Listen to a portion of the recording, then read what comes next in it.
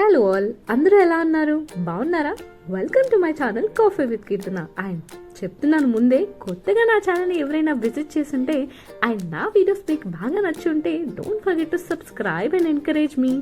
మరి వీడియోలోకి వెళ్ళిపోదామా? అండ్ నేను, మా అమ్మ, మా చెల్లి అంటే ఇవాళ వచ్చేసి గర్ల్స్ డే అవుట్ అనమాట. సో అలా కుదిరింది. ఇంకా అనుకున్నదే ఆలస్యం, లేట్ చేయడం ఎందుకని చెప్పేసి ముగ్గురం అయితే రెడీ అయిపోయి స్టార్ట్ అయిపోయాము. బట్ ముందు చెప్తాను అసలు ఏం జరిగిందా అని. ఇక గర్ల్స్ అందరూ ఒకే దగ్గర ఉంటే ఎలా ఉంటుందో తెలుసు కదా. బై ద వే గర్ల్స్ అని అనకూడదేమో, బట్ ఎనీవేస్ అంటే మా మదర్ అండ్ నేను, మా చెల్లి ఉన్నాం కదా, సో అందుకనే అలా గర్ల్స్ అని చెప్పాను. ఇంకా ఈ చాలా డేస్ తర్వాత ఇలాంటి బిజీ లైఫ్ నుంచి అలా కాస్త వీకెండ్ని ఎంజాయ్ చేద్దామని బయటికైతే వెళ్తున్నాము. అండ్ బై ద వే ఈ ప్లేస్ గురించి మీకు చెప్పలేదు కదా, ఈ ప్లేస్ వచ్చేసి చాలా ఫేమస్ అంట. నేను కూడా ఎప్పుడూ వెళ్ళలేదు, ఇది నా ఫస్ట్ టైం. అలా వీకెండ్ రోజు ఇలా ఒక కొత్త ప్లేస్ని ఎక్స్ప్లోర్ చేయడం నాకైతే చాలా ఎక్సైట్మెంట్గా ఉంది. అండ్ మీరెంత ఎక్సైట్గా ఫీల్ అవుతున్నారో కింద కమెంట్స్లో కమెంట్ చేయండి. బై ద వే మనం వెళ్ళే ప్లేస్ ఏంటా అని చూస్తున్నారా? బంజారా హిల్స్లోని హరికృష్ణ హరిరామ గోల్డెన్ టెంపుల్. అసలు ఈ టెంపుల్లో ఎంటర్ అవ్వగానే నాకు అనిపించింది అబ్బోబోబోబా ఎంత బ్యూటిఫుల్గా ఉందా అని. బట్ మనకు అంటే మన గురించి తెలిసిందే కదా, వీకెండ్ అనగానే అలా కాస్త లేట్గా లేస్తాము. ఇంకా లేట్గా లేసి అప్పుడే ఇది ఒక సడన్ ప్లాన్ కాబట్టి, వితౌట్ ప్లానింగ్ కాబట్టి వెళ్ళేసరికి గుడి క్లోజ్ అయిపోయింది. అబ్బా అని అనుకునే లోపే అక్కడ ఉన్న వాళ్ళు అన్నారు, ఎవ్రీడే ఇక్కడ ప్రసాదం పంచుతారు, so you can also join the crew అన్నారు. ఇంకా లేట్ ఎందుకు, పైగా కృష్ణుడి దగ్గర ఏం తిన్నా అమృతంలా ఉంటుంది. సో ఇంకా లేట్ ఎందుకు అని చెప్పేసి అలా జాయిన్ అయిపోయాను. ఇక్కడ వచ్చేసి మేము అన్న ప్రసాదం కోసం లైన్లో నించున్నాము. అండ్ మీకు చూపించాను కదా, అదే కాంబినేషన్ అనమాట. సో కృష్ణుడి టెంపుల్లో ఇలాంటి ప్రసాదాలు చాలా కామన్, బట్ టేస్ట్ మాత్రం అదిరిపోయిందంటే. మరి మీరు ఎప్పుడైనా ఈ హరిరామ హరే కృష్ణ గోల్డెన్ టెంపుల్ని విజిట్ చేశారా? అండ్ ఈ టెంపుల్కి చాలా ప్రాముఖ్యత ఉంది. అది నేను అక్కడికి వెళ్ళినప్పుడు తెలుసుకోలేదు, కానీ అక్కడి నుంచి వచ్చి నేనైతే ఇంట్లో కాస్త రీసెర్చ్ చేశాను. నేనైతే చూసి షాక్ అయ్యాను. మరి అలాంటి షాకింగ్ మూమెంట్స్ని తెలుసుకోవడానికి ఇంకాస్త ముందుకు వెళ్దాము. సో మీన్ వైల్ నేనైతే ఈ గుడి డిస్క్రిప్షన్ అండ్ ఈ గుడిని చూపించాలని అనుకుంటున్నాను. Let's enjoy the positive vibes and God blessings.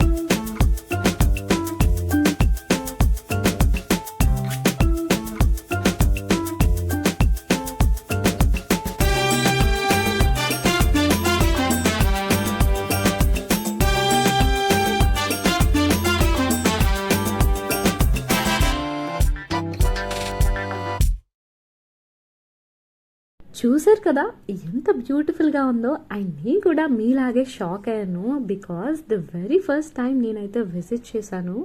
అరే వా, మన హైదరాబాద్లో ఇంత బ్యూటిఫుల్ సీనరీతో ఒక గుడి ఉందా అంటే ఇంకా చూడకుండా ఎలా ఉంటారండి. మీరు కూడా తప్పకుండా విజిట్ చేయండి. వీకెండ్లో అయితే ద బెస్ట్ స్పాట్ అని చెప్తాను. ఎందుకు అంటే ఇక్కడ మనకు గోశాల కూడా ఏర్పాటు చేశారు.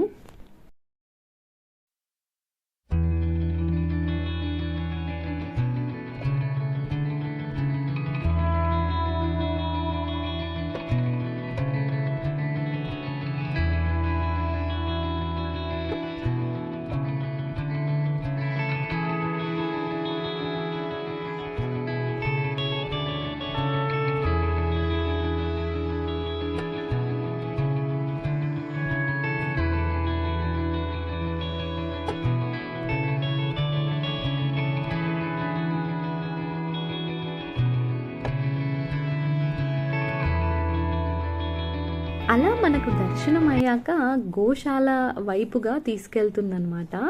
సో ఎవరికైనా ఇలా గోశాల విజిట్ చేయాలని బాగా కోరికున్న వాళ్ళకు ఈ ప్లేస్ చాలా బాగా సూటబుల్ అని ఈ స్పాట్ని మాత్రం అస్సలు మిస్ అవ్వకండి. ఎందుకంటే పైకి వెళ్ళగానే ఎంత పీస్ఫుల్గా కనిపిస్తుందో, ఎందుకంటే అంత ప్రశాంతంగా, అంటే అంత స్పేషియస్గా స్పేస్ కూడా ఉంటుంది. అండ్ అక్కడి నుంచి పైకి ఎక్కి మనం కిందకి చూస్తే ఇలా మనకు కనిపిస్తుంది అనమాట మొత్తం కూడా. ఇంకా అలా దేవుడి దర్శనం అయ్యాక ఇలా మెట్ల దారిలో అంటే మనం నడిచినట్టయితే ఇలా పైకి వచ్చేస్తాము. ఇక్కడ వచ్చేసి గోశాలని ఏర్పాటు చేశారు. అంటే ఈ వ్యూ కానీ అక్కడున్న గోవులు కానీ చాలా పీస్ఫుల్గా అనిపిస్తుంది. సో నేనైతే చాలా ఎంజాయ్ చేశాను. ఇక్కడే most of the time spend చేశాను. బికాస్ ఇంత ఓపెన్ స్పేస్లో అండ్ అలా ఆవులతో అలా భలే అనిపించింది నాకైతే. సో ఇలాంటి వెదర్ని అండ్ ఇలాంటి వాతావరణాన్ని ఇష్టపడే వాళ్ళు వెళ్ళినట్టయితే వీకెండ్లో బాగా ఎంజాయ్ చేయొచ్చు. అలా ఈ ప్లేస్లో కూర్చొని అలా కాసేపు అయితే టైం స్పెండ్ చేశాను. నాకు అంటే మోస్ట్లీగా నచ్చిన ప్లేస్ అయితే ఈ ప్లేస్ అనే చెప్తాను. ఈ స్పాట్ చాలా బాగా నచ్చింది నాకు. సో మీరు కూడా అలా కాసేపు ఈ స్పేస్ని చూసి ఎంజాయ్ చేయండి.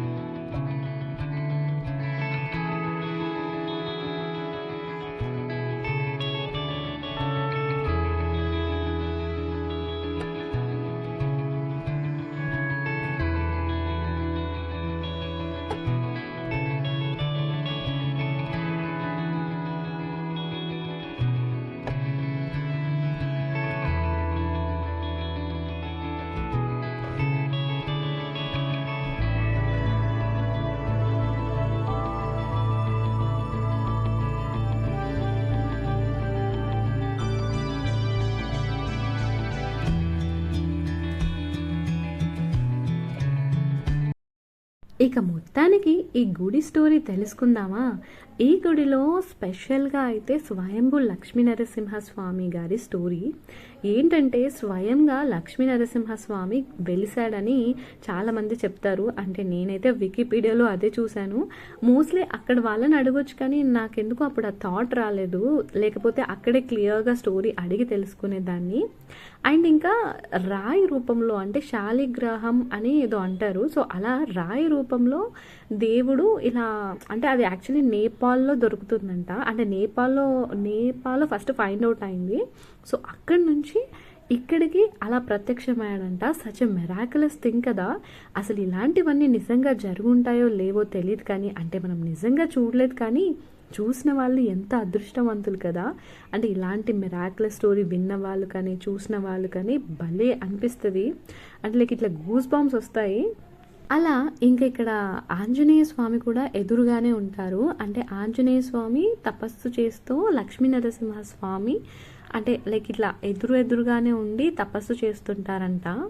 సో మరి దానికి స్టోరీ ఏముందో నాకంత ఐడియా లేదు. ఎవరికైనా మీలో తెలుసుంటే కింద కమెంట్స్లో చెప్పండి. సో దాట్ మన వ్యూవర్స్ చదువుతారు అండ్ నేను కూడా చదువుతాను, నాకు కూడా తెలుస్తుంది.